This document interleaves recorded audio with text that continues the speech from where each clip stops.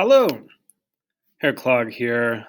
Just want to check in with all my distance learning folks and go ahead and lead you through the beginning of the year, what to expect, what are the rules slide. So buckle up and get ready. We're going to go through this. I'll try and make it as quick as we can. So you have signed up for either Deutsch 1, 2, 3 oder 4, German 1, 2, 3, or 4. Here's what to expect just in a very general way from this course. First of all, who am I? Wer bin ich? I graduated from Indianola High School in 2003.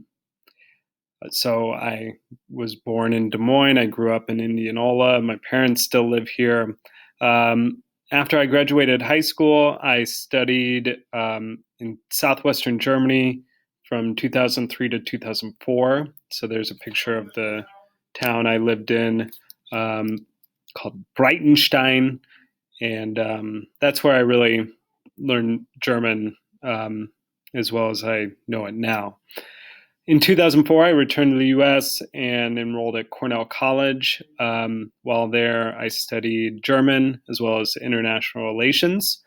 When I graduated in 2008, I moved to Minneapolis with some friends, applied for a lot of jobs, but the one I worked at most was at a restaurant, a Thai restaurant in Minneapolis, and I eventually managed it for a little bit before moving back to Des Moines in 2010, and I worked as a mediation program associate, really sort of boring, 8 to 4:30 job.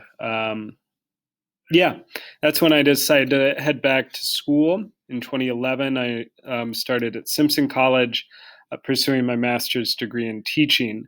I started out as a substitute, worked in the Waukee, Urbandale, and Indianola school districts for a year before accepting this job in 2013. So this is my 7th year now here at Indianola High School.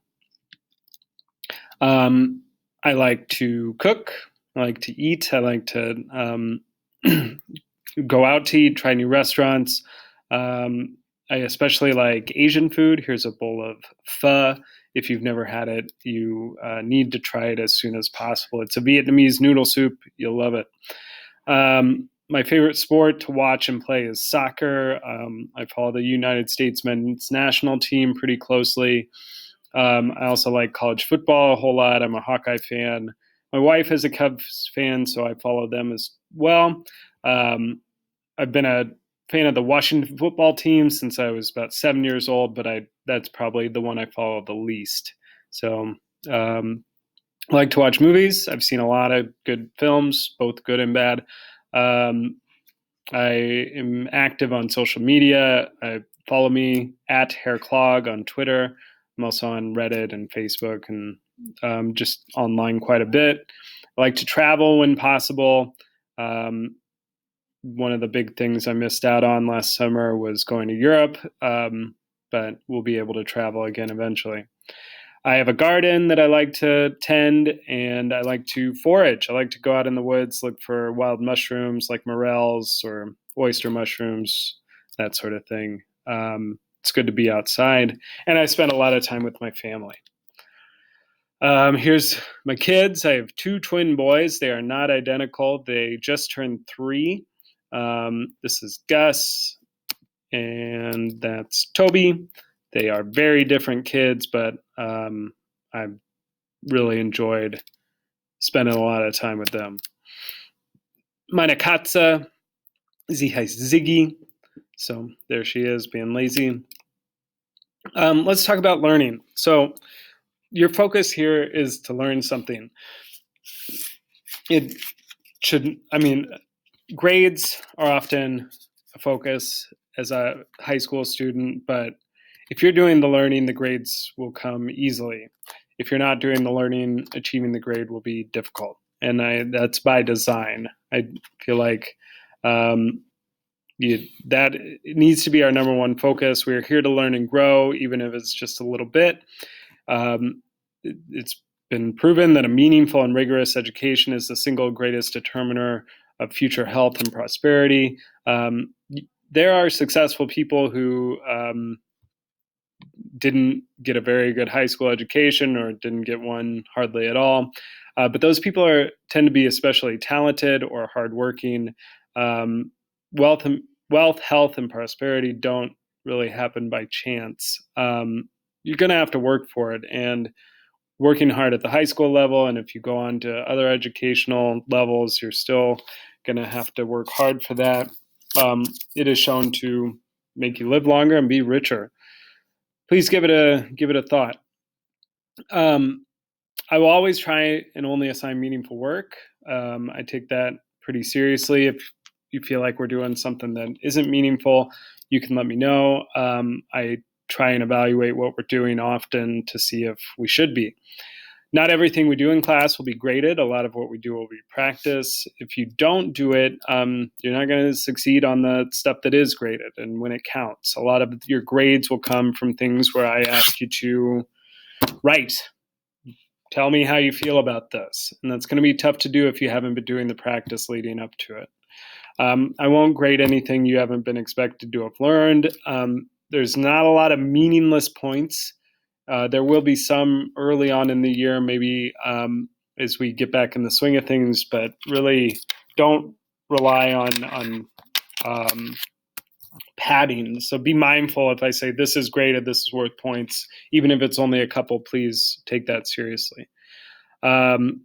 A couple other things: you have to feel safe and secure to learn. If anything is preventing you from learning, that can be modified. Find a way to communicate that with me, and I'll try my best to make it happen. Advocate for yourself, and if you're truly a leader, advocate for others.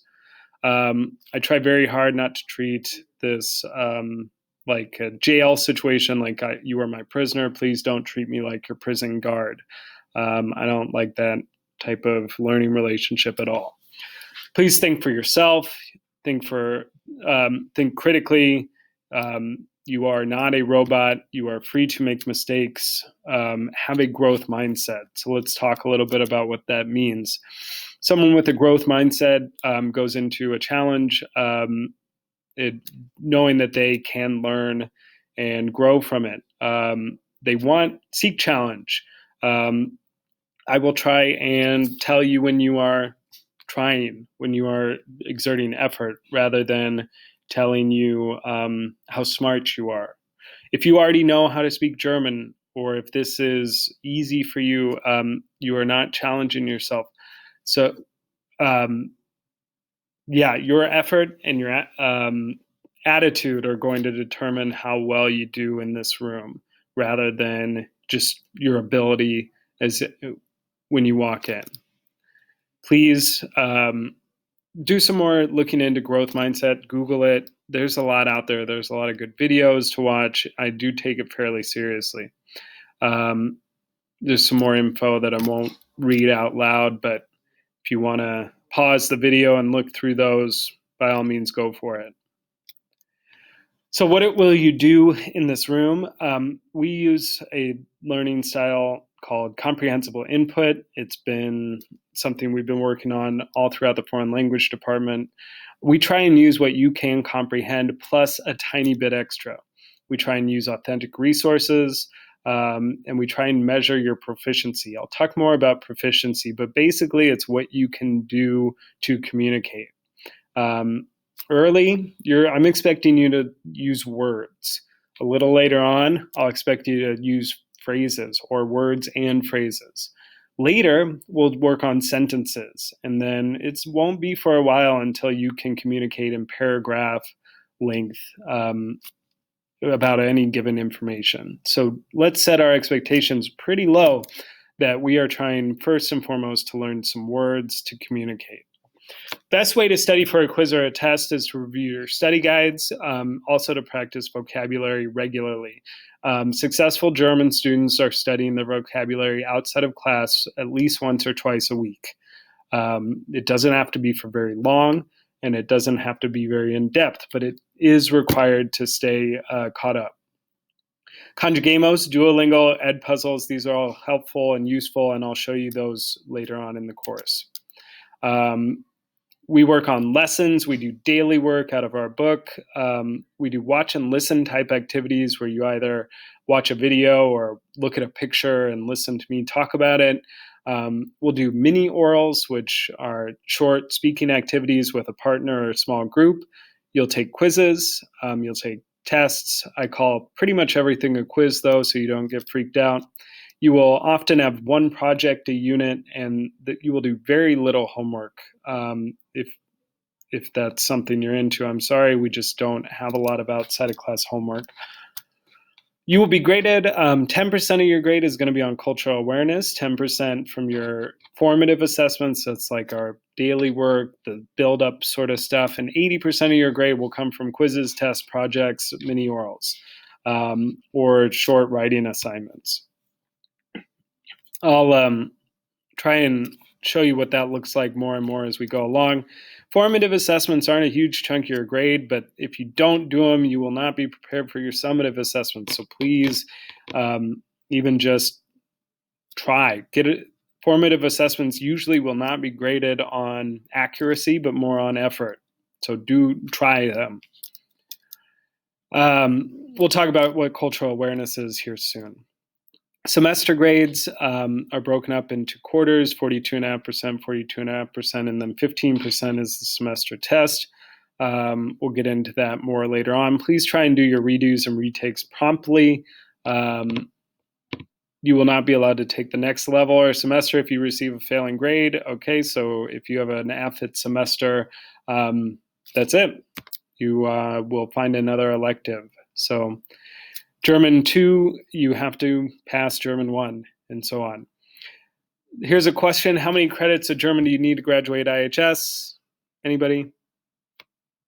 0. This is an elective course. You don't need this course for graduation. You do, however, need a varying amount of German for college. Depending on where you plan to apply, that number is going to be different.